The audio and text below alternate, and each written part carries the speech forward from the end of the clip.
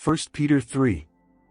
Wives, in the same way submit yourselves to your own husbands so that, if any of them do not believe the word, they may be won over without words by the behavior of their wives, when they see the purity and reverence of your lives. Your beauty should not come from outward adornment, such as elaborate hairstyles and the wearing of gold jewelry or fine clothes. Rather, it should be that of your inner self, the unfading beauty of a gentle and quiet spirit, which is of great worth in God's sight. For this is the way the holy women of the past who put their hope in God used to adorn themselves.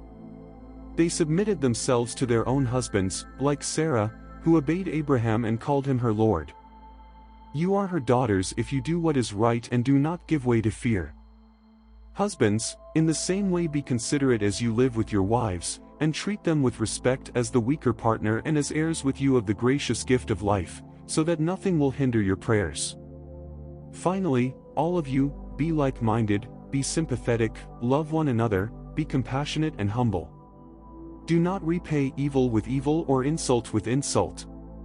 On the contrary, repay evil with blessing, because to this you were called so that you may inherit a blessing. 4. Whoever would love life and see good days must keep their tongue from evil and their lips from deceitful speech. They must turn from evil and do good. They must seek peace and pursue it. For the eyes of the Lord are on the righteous, and his ears are attentive to their prayer. But the face of the Lord is against those who do evil. Who is going to harm you if you are eager to do good? But even if you should suffer for what is right, you are blessed.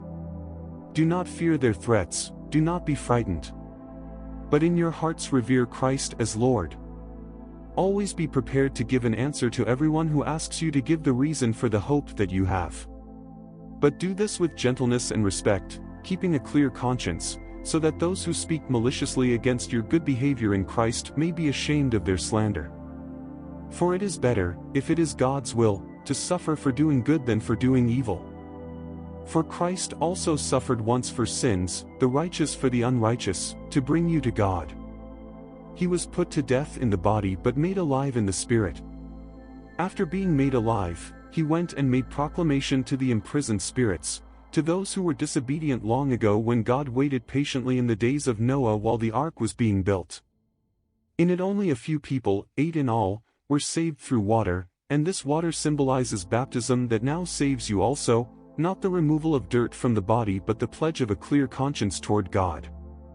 It saves you by the resurrection of Jesus Christ, who has gone into heaven and is at God's right hand, with angels, authorities and powers in submission to him.